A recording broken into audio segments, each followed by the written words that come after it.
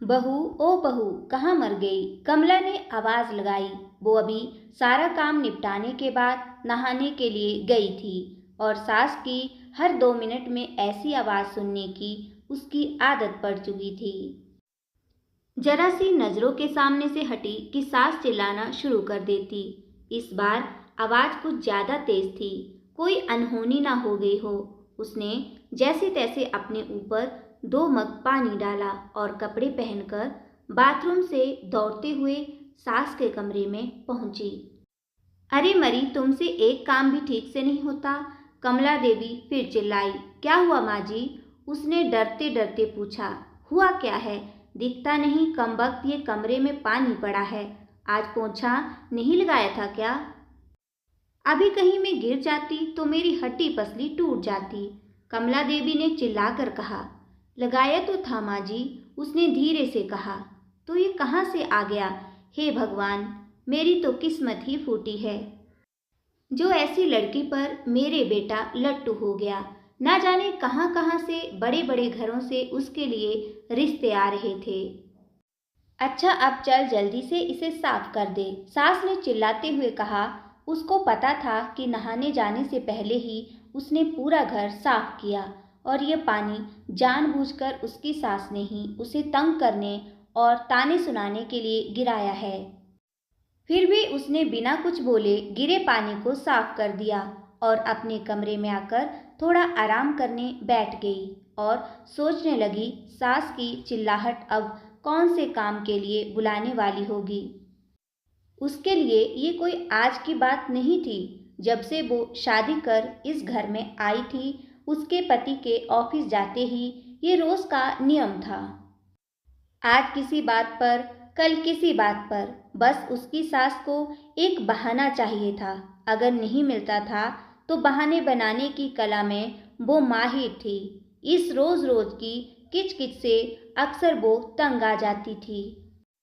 पर कुछ पति के प्यार, कुछ सास की उम्र और कुछ घर की नई बहू होने की वजह से सब बर्दाश्त कर रही थी।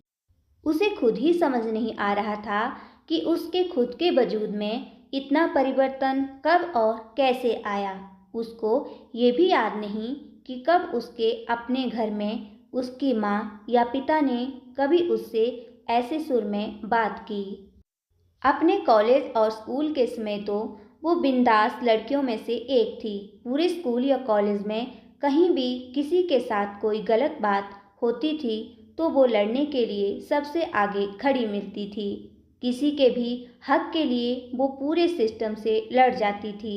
पर आज अपने ही खिलाफ हो रहे अन्याय को चुपचाप सह रही थी। सोचती थी क्या यही शादी के मायने होते हैं, जब एक लड़की को अपने स्वाभिमान और सम्मान को एक नए परिवार की सूली पर चढ़ा देना पड़ता है।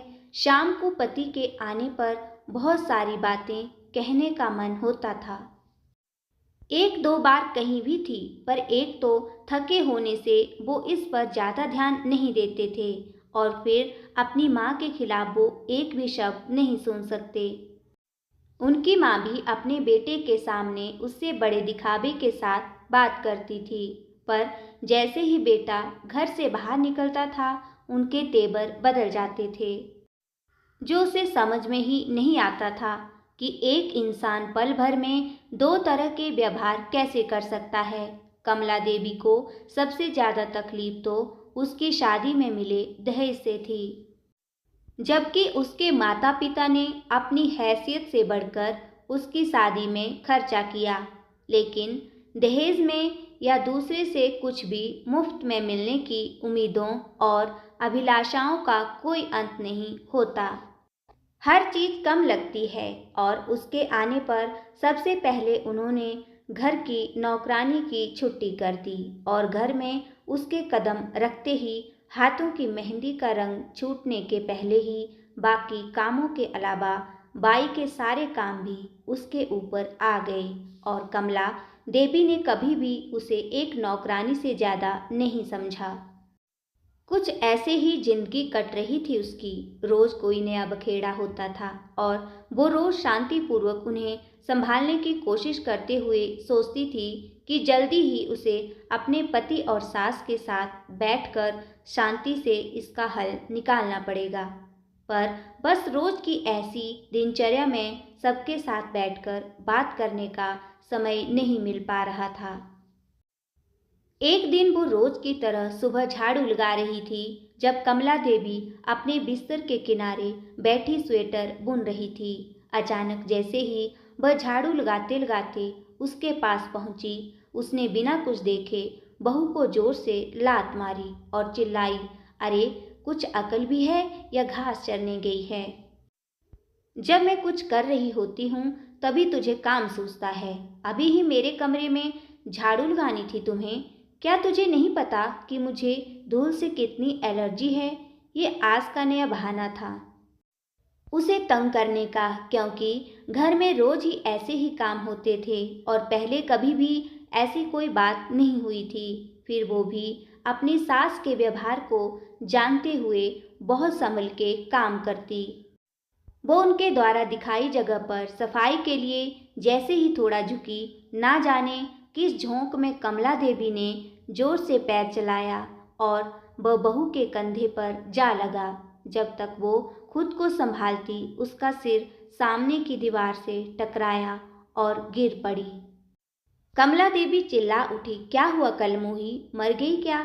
उठ क्यों नहीं रही? बचा हुआ काम कौन करेगा? चल उठ। वो उनकी कुछ बातें सुन तो रही थी पर समझ में कुछ नहीं आ रहा था और बड़ी हिम्मत करके जैसे तैसे वो उठने की कोशिश कर ही रही थी कि कमला देवी ने फिर ठोकर मार दी और सिर दोबारा दीवार से टकरा गया। इस बार बहू बेहोश हो गई थी। सास बड़बड़ाते हुए उसे कोसती रही। जब नहीं उठी तो कमला देवी के हाथ पांव फूलने लगे और तुरंत अपने बेटे को घर आने के लिए फोन किया। पति उसे तुरंत हॉस्पिटल ले गया तो कमला देवी भी साथ साथ आई और एडमिट कराने के समय भी बड़बड़ाए जा रही थी।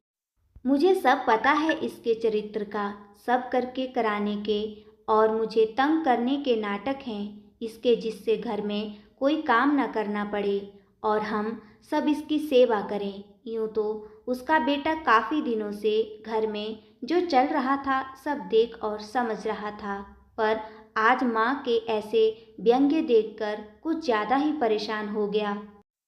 लेकिन इस समय उसे अपनी पत्नी की जान बचाने की पड़ी थी। डॉक्टर की तमाम कोशिशों के बावजूद सिर के अंदर कोई नस फट जाने से पहले तो वो कुछ दिन कोमा में रही और अगले एक ही सप्ताह में उसने दुनिया छोड़ दी। वक्त के साथ साथ बातें कहाँ छुपती हैं। धीरे धीरे पड़ोसियों की जुबान पर उसके प्रति कमला देवी के बुरे बर्ताव की बातें सामने आने लगी, जिसमें कमला देवी के बेटे का भी नाम आ ही जाता था। और जब उसको लेकर बातें कुछ ज़्यादा बढ़ने लगीं तो उनसे तंग आकर एक दिन कमला देवी के इकलौते बेटे ने पंखे से लटक कर सुसाइड कर ली। अब पूरे घर में दिन भर सन्नाटा रहता था। कमला देवी कुछ दिनों तक लोगों को दिखाई पड़ती रही और अक्सर घर के अंदर से उनकी आवाज़ें सुनाई पड़ती थी, अरे कलमोही कहाँ मर गई? मेरे बेटे को भी साथ ले गई। चल जल्दी आजा बहू, घर बहुत गंदा पड़ा है, चल थोड़ा झाड़ू पोछा कर दे। फिर उसी लय में रोते रोते उनकी आवाज़ सुनाई पड़ती थी। बहुत अच्छी बहू थी, कभी शिकायत नहीं करी उसने। अभी हॉस्पिटल में है, इलाज चल रहा। मेरी वजह से उसका सिर फट गया था ना। मेरे बेटा भी उसी के पास है, लेकिन अब तो वो ठीक हो गई होगी। अरे कोई तो उन दोनों को वापस ले आओ, अब उसे कुछ नहीं कहूँगी। वक्त के साथ साथ बातें कहाँ छुपती हैं। धीरे धीरे पड़ोसियों की जुबान पर उसके प्रति कमला देवी के बुरे बर्ताव बातें सामने आने लगी, जिसमें कमला देवी के बेटे का भी कुछ दिनों के बाद पता लगा कि उनके किसी दूर के रिश्तेदार ने उस मकान को आने पौने दामों में किसी को बेच दिया था, क्योंकि कमला देवी के पागल खाने में भर्ती होने के बाद उस मकान को देखने वाला कोई नहीं बचा था।